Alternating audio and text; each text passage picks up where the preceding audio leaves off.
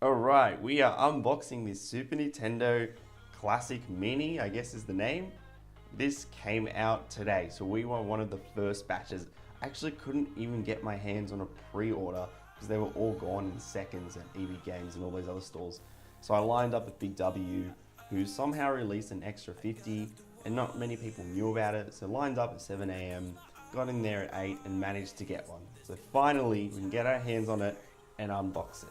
So let's take a look. This just takes me back to the 90s, back when we had the massive Super Nintendo and had to blow in the cartridges to make it work, and so excited. So excited. All right, so we open up. It's so little. And we have, let's get the boring stuff first out of the way. Using this console. All right, what does that? Getting started.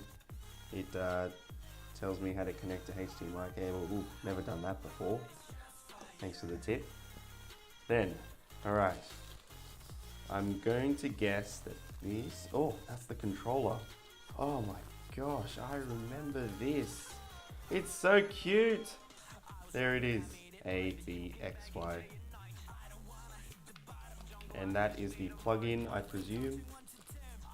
I saw some wireless ones on eBay, but I wouldn't trust it. These are all genuine Nintendo and everything,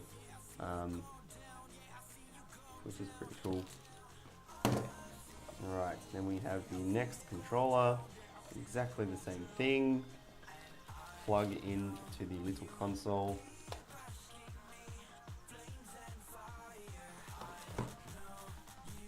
Alright, so that's the second controller done. Then let's get the boring stuff out of the way.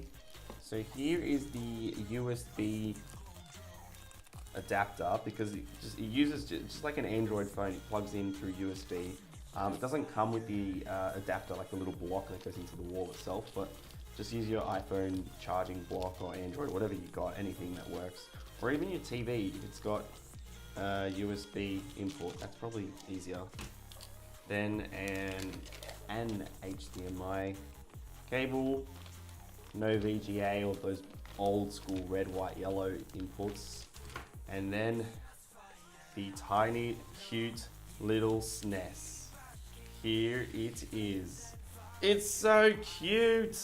Oh, okay, wait, so they've got the cartridge thing, but yeah, that's cool. Then the reset button, power button. Oh, it's just like the old days.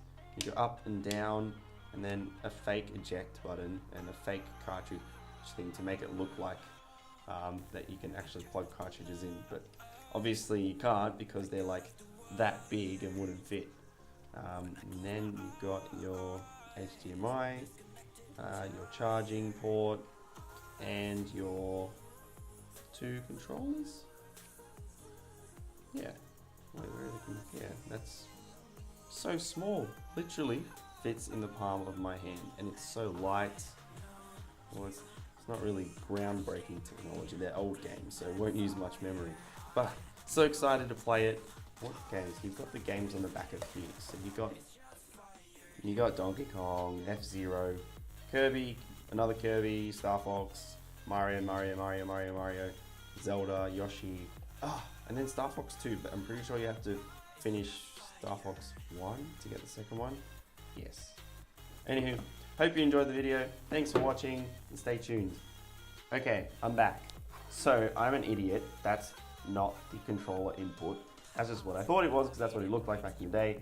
They just put that there for show, and you open it and that's where it goes. So that makes much more sense. Obviously, it's not going to go there. That's not even, I'm an idiot. But there is the controller input, which makes sense because that's how it fits.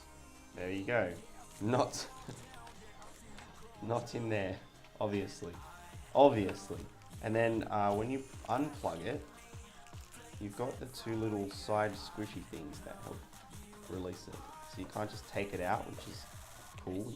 Although if someone pulls it, the whole console will fall, but you have to click the two things in and then pull out on the side, those two little clicky things that release it.